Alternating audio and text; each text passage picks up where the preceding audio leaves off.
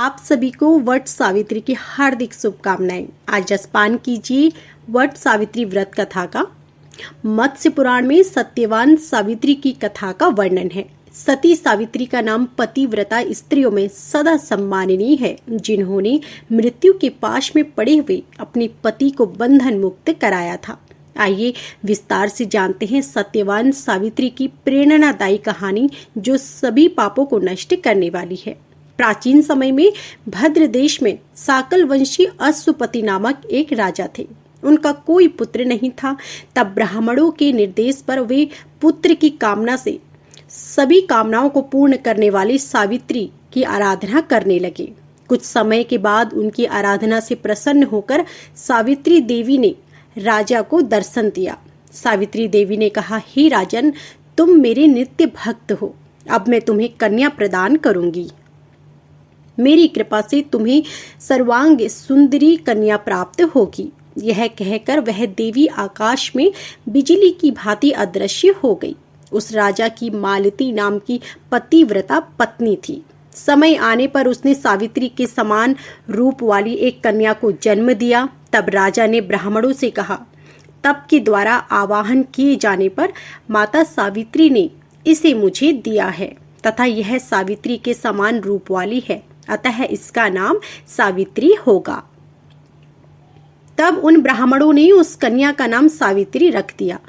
समय बीतने पर जब सावित्री युवती हुई, तब सावित्री को वर खोजने के लिए कहा गया, तो उसने धूम्रसेन के पुत्र सत्यवान को पति रूप में वरण कर लिया। इधर यह बात जब नारद जी को मालूम हुई, तो वे राजा अश्वपति के पास आकर बोले कि आपकी कन्या ने वर खोजने में बड़ी भारी भूल की है। सत्यवान गुणवान तथा धर्मात्मा अवश्य है, परंतु वह अल्प आयु है। 1 वर्ष बाद ही उसकी मृत्यु हो जाएगी। नारद जी की बात सुनकर राजा उदास हो गए। उन्होंने अपनी पुत्री को समझाया, हे पुत्री, ऐसे अल्प आयु व्यक्ति से विवाह करना उचित नहीं है, इसलिए तुम कोई और वर चुन लो। इस पर सावित्री बोली, हे तात, आर्य कन्याएं अपने पति का वरण एक ही बार करती हैं, अतः अब चाहे जो भी हो, मैं सत्यवान को ही वर रूप में स्वीकार करूंगी। सावित्री के दृढ़ रहने पर आखिर राजा अश्वपति विवाह का सारा सामान और कन्या को लेकर वृद्ध सचिव सहित उस वन में गए, जहां अपना राज्य और नेत्र ज्योति वह खो चुके राजा धूम्रसेन ने अपनी रानी और राजकुमार सहित एक वृक्ष के नीचे कुटिया बनाकर रहते थे। उसी वन में विधि विधान पूर्वक सावित्री और सत्यवान का विवाह हो गया। वन में रहते हुए अत्यंत कष्ट पाकर भी सावित्री सास ससुर और पति की सेवा में लगी रही। नारद जी की कथा अनुसार पति के मरण काल का समय पास आ गया, तो धर्मपरायणा सावित्री ने ससुर जी से आज्ञा लेकर त्रिरात्र व्रत का अनुष्ठान किया। चौथा दिन आने पर जब सत्यवान ने लकड़ी, फूल और फल लाने के लिए जंगल की ओर प्रस्थान किया, तब सावित्री भी सास ससुर से आज्ञा लेकर दुखी मन से पति के साथ उस भयंकर जंगल में गई। नारद जी के वचनों का ध्यान करके मन में भीषण कष्ट रहने पर भी उसने अपने इस भय को पति के सामने उजागर नहीं होने दिया। पति का मन बहलाने के लिए वह झूठ मूठ उस वन के वृक्षों और पशु पक्षियों के बारे में पूछताछ करती रही। सूरवीर सत्यवान उस भयंकर वन में विशाल वृक्षों, पक्षियों एवं पशुओं के दल को दिखला दिखलाकर थकी हुई एवं कमल के समान विशाल नेत्रों वाली राजकुमारी सावित्री को आश्वासन देता रहा।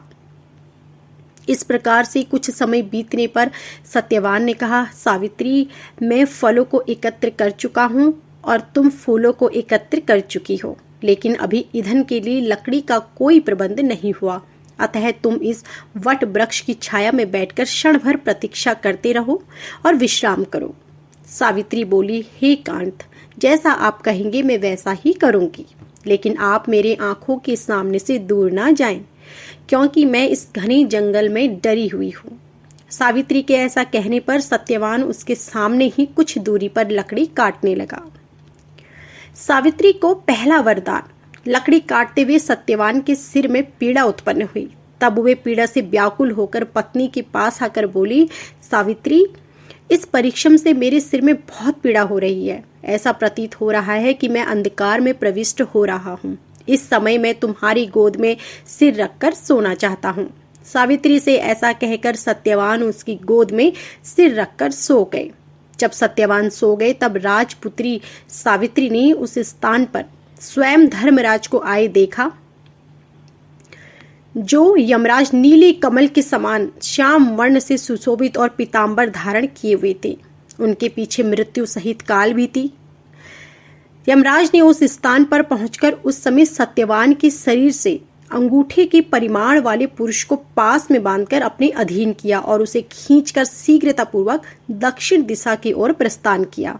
पति को प्राण रहित देखकर सावित्री जाते हुए पीछे पीछे चली गई और कांपते हुए हृदय से अपने दोनों हाथ जोड़कर बोली, माता की भक्ति से इस लोक, पिता की भक्ति से मध्यम लोक और गुरु की भक्ति से ब्रह्म लोक की प्राप्ति होती है। जो इन तीनों को आदर करता है उसने मानो सभी धर्मों का पालन कर लिया, तथा जिसने इन तीनों का आदर नहीं किया उसके किए हुए समस्त पुण्य कार्य भी निष्फल हो जाते हैं। पुरुष के सारे कर्म माता पिता और गुरु इन्हीं तीनों में समाप्त हो जाते हैं। यमराज ने कहा, सावित्री, तुम हमसे जिस कामना को पूर्ण कराने के लिए आ रही हो उस कामना को छोड़ दो और शीघ्र ही लौट जाओ। सचमुच संसार में माता पिता और गुरु की सेवा से बढ़कर कोई धर्म नहीं है। तुम्हारा पति गुरुजनों की पूजा में निष्ठा रखने वाला है, पर तुम्हारा इस प्रकार से मेरे पीछे आना मेरे काम में बाधा डाल रहा है, अतः तुम लौट जाओ। सावित्री बोली, स्त्रियों का पति ही देवता है, पति ही उसको शरण देने वाला है, इसलिए साध्वी स्त्रियों को अपने पति का अनुगमन करना चाहिए। पिता, भाई तथा पुत्र परिमित संपत्ति देने वाले हैं, किंतु पति अपरिमित संपत्ति का दाता है। भला ऐसे पति की कौन स्त्री पूजा नहीं करेगी। श्रोत्तम, आप मेरे पति को जहाँ ले जा रहे हैं वहीं मुझे भी ले जाइए, अन्यथा मैं अपने प्राण त्याग दूंगी। यमराज ने कहा, हे पतिव्रते, मैं तुम पर प्रसन्न हूँ, अतः सत्यवान के प्राणों को छोड़कर कोई भी वरदान मांग लो, देर मत करो। सावित्री बोली, धर्मज्ञ, जो राज्य से च्युत हो गए हैं तथा जिनकी आंखों की ज्योति चली गई है, ऐसे मेरे महात्मा ससुर को राज्य तथा नेत्र ज्योति प्रदान कीजिए। यमराज ने कहा, भद्रे, तुम्हारी यह सब अभिलाषा पूर्ण होगी। तुम बहुत दूर तक चली आई हो, तुम्हारे मेरे पीछे चलने से मेरे काम में विघ्न पड़ेगा और तुम्हें भी थकावट होगी, अतः अब तुम लौट जाओ। सावित्री को दूसरा वरदान। सावित्री ने कहा, देवश्रेष्ठ सत्य पुरुषों के साथ समागम होने पर कैसा परिश्रम और कैसा दुख। विष, अग्नि, सर्प तथा शस्त्र से लोगों को उतना भय नहीं होता जितना दुष्टों से होता है। जिस प्रकार सत्पुरुष अपने प्राणों का विसर्जन करके भी परोपकार करते हैं, उसी प्रकार दुर्जन भी अपने प्राणों का परित्याग कर दूसरों को कष्ट देने में तत्पर रहते हैं। यह जगत सत्पुरुषों द्वारा धारण किया जाता है तथा आप उन सत्पुरुषों के अग्रणी हैं, इसलिए देव, आपके पीछे चलते हुए मुझे कोई भी क्लेश नहीं है। यमराज बोले, तुम्हारे इन धर्मयुक्त वचनों से मैं प्रसन्न हूँ, अतः सत्यवान के प्राणों के अतिरिक्त दूसरा वर मांग लो, देर ना करो। सावित्री ने कहा, प्रभु, मैं 100 सहोदर भाइयों की अभिलाषिणी हूँ। मेरे पिता पुत्रहीन है, अतः वह पुत्र लाभ से प्रसन्न हो। यह सुनकर यमराज ने सावित्री से कहा, सावित्री, तुम जैसे आई हो वैसे ही लौट जाओ तथा अपने पति के अंतिम क्रिया की व्यवस्था करो। अब यह दूसरे लोक में चला गया है, अतः तुम इसके पीछे नहीं चल सकती। चूंकि तुम पतिव्रता हो, इसलिए 2 घड़ी तक और मेरे साथ चल सकती हो। भद्रे, सत्यवान ने गुरुजनों की सेवा करके महान पुण्य अर्जित किया है, अतः मैं स्वयं इसे ले जा रहा हूँ। सुंदरी विद्वान पुरुष को माता पिता और गुरु की सेवा में सदैव तत्पर रहना चाहिए और उनका कभी भी अपमान नहीं करना चाहिए। मनुष्य के जन्म के समय माता और पिता जो कष्ट सहन करते हैं, उसका बदला सैकड़ों वर्षों में भी नहीं चुकाया जा सकता। अतः मनुष्य को माता पिता तथा गुरु का सर्वदा प्रिय कार्य करना चाहिए। भद्रे, तुम्हारी द्वारा कही हुई सभी बातें पूर्ण होंगी, तुम्हारा काम पूरा हो गया, अब तुम लौट जाओ। और तुम्हें भी कष्ट हो रहा है, इसलिए मैं तुमसे ऐसा कह रहा हूँ। सावित्री को तीसरा वरदान। सावित्री ने कहा, देवश्रेष्ठ, धर्मोपार्जन के कार्य में कैसी ग्लानि और कैसा कष्ट।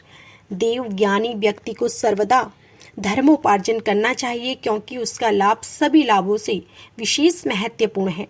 प्राणी जहाँ कहीं भी जाए उसके पीछे अकेले धर्म ही जाता है। इस संसार और में स्वर्ग में मनुष्य जितने भी प्रकार के उत्तम वस्तुओं और भोगों को प्राप्त करता है वह उनके पुण्य कर्मों का ही फल है। उसकी प्राप्ति के उपाय है यज्ञ, तप, दान और इंद्र निग्रह, ब्रह्मचर्य, सत्य, तीर्थों की यात्रा, सेवा, देवार्चन, गुरुओं की सेवा तथा ब्राह्मणों की पूजा। प्राणी इस संसार में मृत्यु से सदैव भयभीत रहते हैं, पर पुण्यवान सत्पुरुष सर्वदा निर्भर होकर जीते हैं। यमराज बोली, विशाल सी तुम्हारे इन धर्मयुक्त बातों से मैं विशेष संतुष्ट हूँ, अतः तुम सत्यवान के प्राणों के अतिरिक्त अन्य वर मांग लो, देर मत करो। सावित्री ने कहा, देव, मैं सत्यवान के 100 पुत्रों की मां बनना चाहती हूँ, क्योंकि लोक में पुत्रहीन की सदृति नहीं होती। यमराज बोली, भद्री, अब तुम शेष अभीष्ट कामना को छोड़कर लौट जाओ, तुम्हारी यह याचना भी सफल होगी। सावित्री ने कहा, धर्म अधर्म के विधान को भली भांति जानने वाले देव, आप ही जगत के स्वामी हैं। चूंकि आप कर्मों के अनुरूप प्रजाओं का नियमन करते हैं, इसलिए यम नाम से पुकारे जाते हैं। प्रभु, चूंकि धर्मपूर्वक सारी प्रजा को आनंदित करते हैं, इसलिए लोग आपको धर्मराज नाम से भी पुकारते हैं।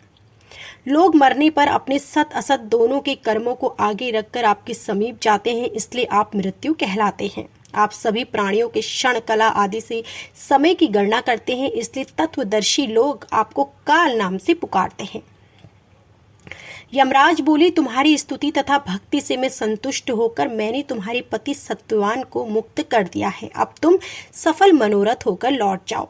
यह सत्यवान तुम्हारे साथ 500 वर्षों तक राज्य सुख भोग कर अंतकाल में स्वर्गलोक को जाएगा। सत्यवान तुम्हारे गर्भ से 100 पुत्रों को भी उत्पन्न करेगा। वे सब के सब देवताओं के समान तेजस्वी और क्षत्रिय राजा होंगे। इतना कहकर यमराज सत्यवान को छोड़कर काल तथा मृत्यु के साथ वहीं अदृश्य हो गए। इसके बाद पतिव्रता सावित्री वहां से जिस मार्ग से गई थी उसी मार्ग से लौटकर उस स्थान पर आई जहां सत्यवान का मृत शरीर पड़ा हुआ था। तब सावित्री पति के नजदीक जाकर उसके सिर को अपनी गोद में रखकर पहले की तरह बैठ गई। उस समय सूर्य अस्त को जा रहे थे। थोड़ी देर में सत्यवान ने अपनी आंखें खोली और उठकर बैठ गई। सावित्री ने कहा, वहां पुरुष कहाँ चला गया जो मुझे खींचकर ले जा रहा था? यहाँ सोते हुए मेरा पूरा दिन बीत गया। सावित्री बोली, स्वामी, सूर्य तो अस्त हो गई, चलिए हम आश्रम को लौट चले, मैं वहीं सारी घटना विस्तार से आपको बताऊंगी। ऐसा कहकर सावित्री पति के साथ आश्रम पर पहुंची। उसी समय पत्नी सहित राजा की नेत्र ज्योति प्राप्त हो गई। वे दोनों अपने पुत्र और पुत्र वधू को वापस आया देख बहुत प्रसन्न हुए। अगले दिन प्रातःकाल राजा की सारी प्रजा सेना सहित ढोल नगाड़ों के साथ राजा को पुनः राज्य करने के लिए निमंत्रण देने आई। राजन नेत्रहीन होने के कारण जिस राजा ने अपने राज्य को छीन लिया था वह राजा मंत्रियों द्वारा मारा गया। अब आप ही राजा हैं। यह सुनकर राजा ने सेना के साथ वहां गए और धर्मराज की कृपा से पुनः अपने राज्य को प्राप्त किया। इस प्रकार पतिव्रता सावित्री ने अपने पितृपक्ष और पति पक्ष दोनों का उद्धार किया और मृत्यु के पाश में बंधे हुए अपने पति को मुक्त किया। इसलिए मनुष्यों को सदा साध्वी स्त्रियों की देवताओं के समान पूजा करनी चाहिए, क्योंकि उनकी कृपा से ये तीनों लोक स्थित हैं। जो मनुष्य सत्यवान सावित्री की कथा को सुनता है वह सभी प्रयोजनों में सफलता प्राप्त कर सुख का अनुभव करता है और कभी भी दुख का भागी नहीं होता। तो यह थी संपूर्ण कथा। यदि आपको हमारी यह कथा पसंद आई हो तो हमारी कथा को और हमारी वीडियो को लाइक करना ना भूलें। आप सभी का धन्यवाद।